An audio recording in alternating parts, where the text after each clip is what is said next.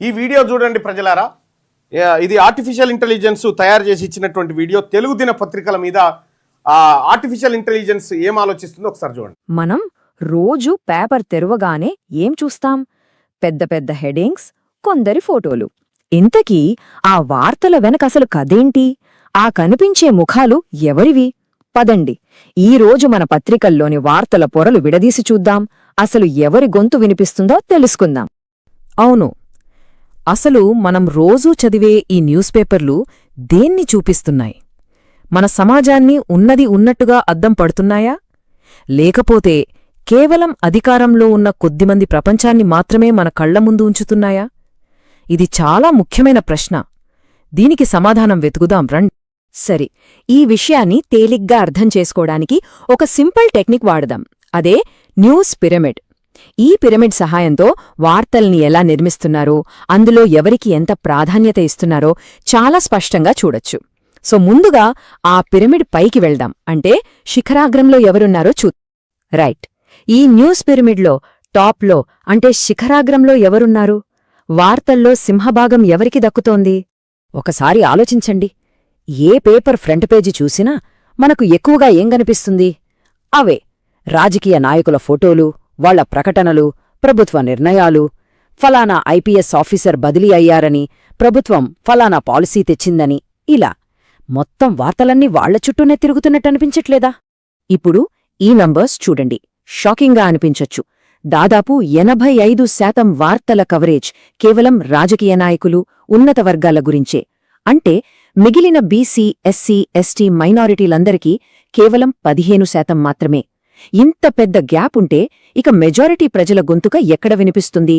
వాళ్ల కథలు, వాళ్ల విజయాలు ఎవరికి తెలుస్తాయి? ఇది ఎంత పెద్ద ప్రభావం చూపిస్తోందో కదా. సో వార్తల్లోని మెయిన్ క్యారెక్టర్స్ ఎవరంటే లిస్ట్ చాలా సింపుల్. మన ముఖ్యమంత్రులు, ప్రధానమంత్రి, కేసీఆర్, చంద్రబాబు నాయుడు లాంటి పెద్ద పెద్ద రాజకీయ నాయకులు, లేదా హై లెవెల్ ఐపీఎస్ ఆఫీసర్లు, చివరికి అంతర్జాతీయ రాజకీయ నాయకులు. రోజు పేపర్లో కనిపించేది వీళ్ళు. సరే, పిరమిడ్ టాప్లో ఎవరున్నారో చూశాం. మరి ఆ పిరమిడ్కి బేస్ అంటే పునాదిలాంటి సామాన్య ప్రజల సంగతేంటి? వాళ్ళు ఈ వార్తల ప్రపంచంలో ఎక్కడున్నారు?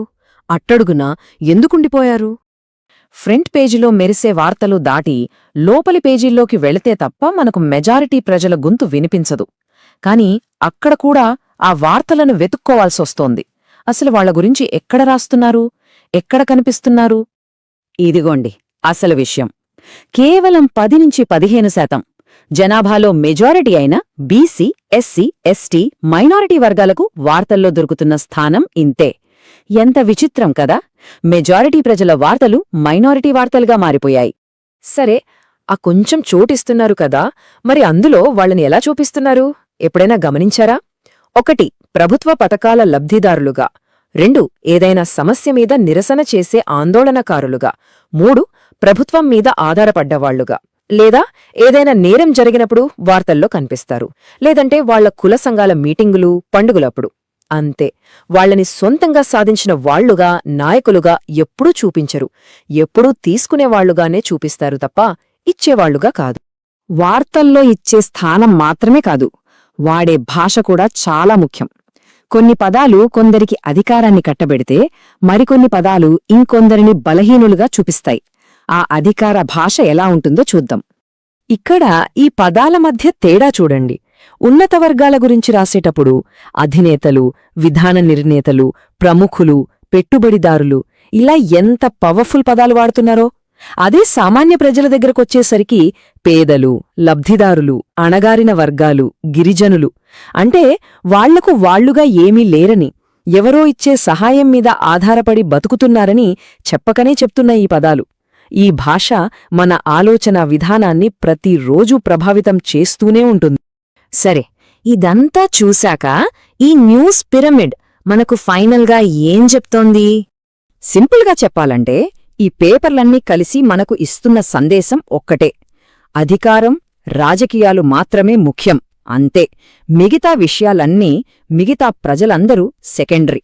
వాళ్ల వార్తలు వచ్చినా అవి కేవలం సంక్షేమ పథకాల గురించో, సమస్యల గురించో ఉంటాయి తప్ప వాళ్లను దేశాన్ని నడిపించే భాగస్వాములుగా ఎప్పుడూ చూపించవు.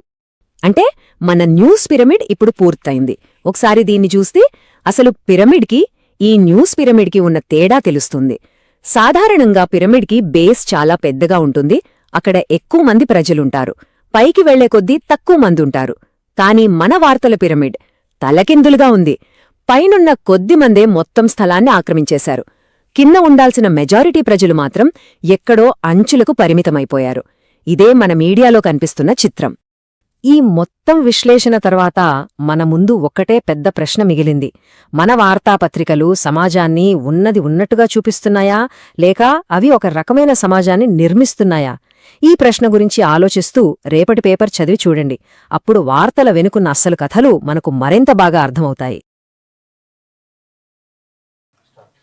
చూసిరు కదా, ఇది ఆర్టిఫిషియల్ ఇంటెలిజెన్స్ మన తెలుగు దినపత్రికల పైన ఇచ్చిన విశ్లేషణ. ఈ పత్రికలు ఎవరి కొమ్ము కాస్తున్నాయి, ఈ పత్రికలలో వచ్చేటువంటి వార్త ఏంది, మన వర్గాలనేమో లబ్ధిదారులు, బాధితులు, అణగారిన వర్గాలు, ఆందోళనకారులు, నిరసనకారులు అనే పదాలేమో మనకు, వాళ్ళేమో పెట్టుబడిదారులు, అధినేతలు, అధిపతులు, ఇగో ఇట్లా చూసిరు కదా. పత్రికల దొంగ వేషాలన్నీ ఇవాళ ఆర్టిఫిషియల్ ఇంటెలిజెన్స్ బయట పెడతా ఉంది.